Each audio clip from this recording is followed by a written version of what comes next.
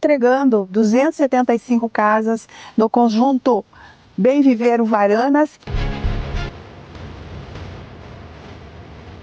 Estou aqui acompanhando o nosso governador Ratinho Júnior, entregando 275 casas no conjunto Bem Viver Uvaranas, que é a conclusão de uma construção de 1.475 casas em Ponta Grossa, na região que mais cresce e mais populosa dessa cidade. Porque casa é um sonho de toda a família ter um lugar, um endereço seu, e aqui a gente tem a entrega também de dignidade e respeito às pessoas do Paraná. Esse é o Paraná que trabalha e cuida.